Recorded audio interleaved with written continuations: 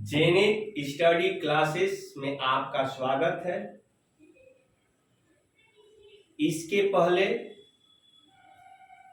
Video में मैं आप सभी को कंप्यूटर के 1 ईयर बुकों के बारे में बताए थे। आज मैं आपके सामने पहली किताब का कंप्यूटर फंडामेंटल में पहला आपको मैं सबसे पहले जनरेशन का अर्थ होता है पीढ़ी, मैं पढ़ाने जा रहा हूं। इस क्लास में सभी छात्र छात्राएं जो बैठे हैं वो ध्यान से इस पूरी पीढ़ी को समझने का कोशिश करेंगे। कंप्यूटर की कुल 5 पीढ़ी है। इससे किसी भी प्रतियोगी परीक्षा में एक क्वेश्चन किसी तरह से आपको घुमा फिरा के मिल जाता है, चाहे वो पहला पीढ़ी पूछे, दूसरा पीढ़ी या तीसरा पीढ़ी या चौथा पीढ़ी या 5वां पीढ़ी, किसी तरह से आपको एक क्वेश्चन मिल जाएगा। अब हमारे सभी स्टूडेंट ध्यान देंगे। तो जनरेशन को हम हिंदी में पीढ़ी कहते हैं। आइए बात करते हैं जनरेशन की कुल आज तक 5 पीढ़ी का खोज हुआ है। इसमें पहला पीढ़ी फर्स्ट जनरेशन कंप्यूटर, इसका आविष्कार 1945 से 1954 में तक है। प्रथम पीढ़ी के कंप्यूटर में वैक्यूम ट्यूब लगाया गया था। वैक्यूम ट्यूब का मतलब होता है बल्ब। वैक्यूम का अर्थ है वाल्व, माने बल्ब की संरचना जो 23,000 पहले पीढ़ी में 23,000 वैक्यूम ट्यूब लगभग लगाए गए थे, जिसका वजन आपका लगभग 30 टन। अब 30 टन का यह कंप्यूटर अगर आपको दहेज में दिया जाए तो क्या आप लोग सहमत हैं? ले जाएंगे? नहीं, ऐसा नहीं कर सकते हैं आप लोग। प्रथम पीढ़ी के कंप्यूटर आपके जितने लोग बारात जाएंगे शायद वो लोग भी उस कंप्यूटर को हिला नहीं पाएंगे। तो ये प्रथम पीढ़ी में सबसे पहले एकॉट और मिचुली नामक एक उपकरण का खोज किए, जिस उपकरण का नाम है एनिक। इसे एनिक और एनिक का जो फुल फॉर्म होता है electronic numerical integrator and computer. और सबसे पहले कंप्यूटर का जो शुरुआती दौर में कंप्यूटर का जो खोज हुआ वो सन 1904 में जोहन एम्ब्रोस फ्लेमिंग ने किया था।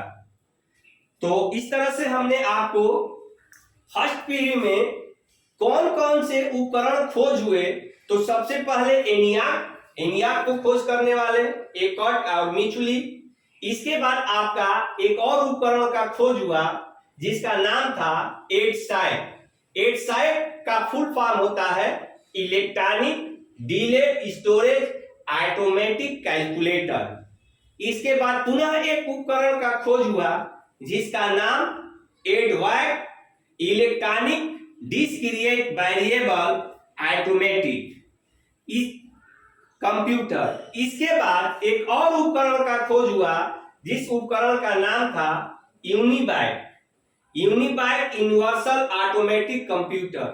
और लास्ट में एक और उपकरण बनाया गया जिसका नाम रखा गया यूनिबाइट फर्स्ट।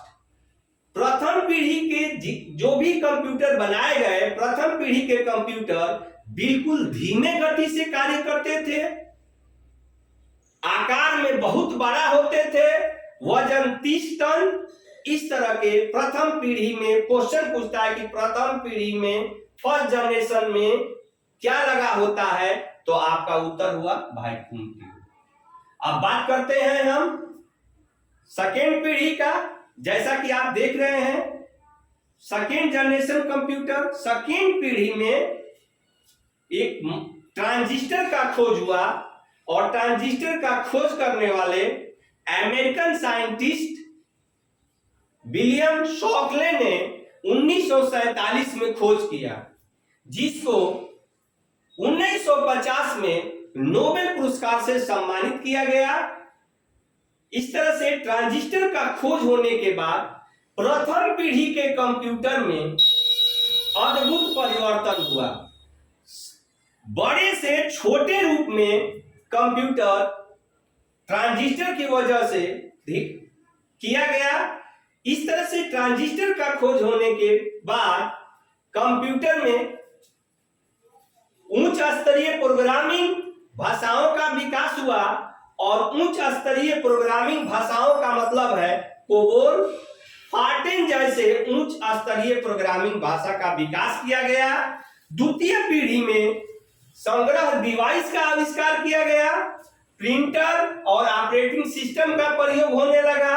इस तरह से ये आपके पूछा जाता है क्वेश्चन कि द्वितीय पीढ़ी में क्या लगा होता है, तो द्वितीय पीढ़ी में आपका ट्रांजिस्टर लगा होता है। हम बात करते हैं तृतीय पीढ़ी का, थर्ड जनरेशन कंप्यूटर। तृतीय पीढ़ी 1965 से लेके 1974 तक। तृतीय पीढ़ी में क्या लगा होता है, तो तृतीय पीढ़ी में आईसी का खोज हुआ, और आईसी का मतलब होता है इंटीग्रेटेड सर्किट। इंटीग्रेटेड सर्किट का मतलब बहुत सारे ट्रांजिस्टरों को आपस में मिला दिया गया, और मिलाने के बाद जैसे उसमें बहुत सारे चीज ट्रांजिस्टर आपके दो तरह के होते हैं, पीएनपी ट्रांजिस्टर, एनपीएन ट्रांजिस्टर, इसके बाद आपका एम्पलीफायर प्रवर्धक, इसके बाद आपका रेजिस्टेंस, माने बहुत सारे इलेक्ट्रॉनिक उपकरण को आपस में मिला दिया गया और उसका नाम रखा गया आईसी। और आईसी का फुल फॉर्म होता है इंटीग्रेटेड सर्किट। इस तरह से तृतीय पीढ़ी में किसका खोज हुआ, आईसी का खोज हुआ। अब आईसी का खोज करने वाला महान साइंटिस्ट जो एक कंपनी में अभियंता के पद पर कार्यरत था, उस कंपनी का नाम था टेक्सास इंस्ट्रूमेंट कंपनी। उस कंपनी के वो अभियंता के पद पर जिसका नाम था जैक किल्बी। जैक किल्बी ने आईसी बना के और उन्होंने तीसरे पीढ़ी में दिया। तीसरे पीढ़ी के जो कंप्यूटर उच्च स्तरीय भाषाओं को बृहद स्तर पर प्रयोग होने लगा, और तृतीय पीढ़ी में पहले से सबसे बड़ा पहला, उससे छोटा दूसरा, और उससे भी छोटा तृतीय पीढ़ी में कंप्यूटर पोर्टेबल आ गए, और उसके रख रखाव में काफी आसानी से हम उसको अब धीरे धीरे एक जगह से दूसरे जगह ले जाने लगे। इसके बाद बात करते हैं हम फोर्थ पीढ़ी का। तो फोर्थ जनरेशन कंप्यूटर, फोर्थ पीढ़ी 1975 से 1990 में खोजा गया। इसमें आईसी को और अधिक विकसित किया गया, और उससे एक विशाल एकीकृत सर्किट बनाया गया, जो वह आईसी लगभग 3 लाख ट्रांजिस्टरों के बराबर कार्य करता है। इस तरह से क्वेश्चन पूछा जाता है कि फोर्थ पीढ़ी में किस चीज का खोज हुआ, बताओ आप सभी लोग, अरे किस चीज का हुआ, तो आप सभी लोग उत्तर देंगे कि फोर्थ पीढ़ी में माइक्रो प्रोसेसर का खोज हुआ। उसमें सी चिप लगे आते थे, अब जो उसमें बोर्डों में चिप लगना शुरू हो गया। इस तरह से वह और भी छोटा कंप्यूटरों का निर्माण हो गया। इसके बाद आपका पांचवा पीढ़ी आपका फिफ्थ जनरेशन कंप्यूटर 1990 से लेके ऑनवर्ड माने आज तक कंप्यूटर में पांचवा पीढ़ी का आविष्कार जो हुआ, इसमें 2 तरह के सर्किट बनाए गए, और यह 2 तरह के सर्किट में पहले सर्किट का नाम रखा गया ultra large scale integrated circuit, और दूसरे सर्किट का नाम रखा गया very large scale integrated circuit. इस तरह से पांचवा पीढ़ी में इन सर्किट के बनाने के आधार में आज आपके पास मान लीजिए फर्स्ट जनरेशन के कंप्यूटर आए, सेकेंड जनरेशन के कंप्यूटर आए, थर्ड जनरेशन के कंप्यूटर आए, फोर्थ जनरेशन के कंप्यूटर आए, फिफ्थ जनरेशन में आपका जैसे आप कहते हैं ना 4G, अरे आप लोग 4G कहते हो ना, तो 4G कहते हो तो 4G मतलब फोर्थ जनरेशन। 3G इसके पहले बोलते थे, अरे बोलो 3G बोलते थे कि नहीं बोलते थे?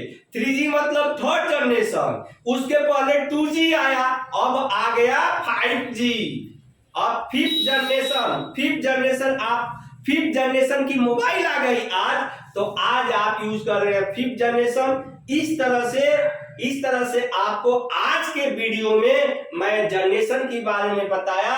अगर यह वीडियो आपको अच्छा लगे तो इस वीडियो को लाइक कीजिए, सब्सक्राइब कीजिए, शेयर कीजिए, ताकि अगला वीडियो मैं लेके आऊं तो और उत्साह से लेकर आऊं। जय हिंद, जय भारत।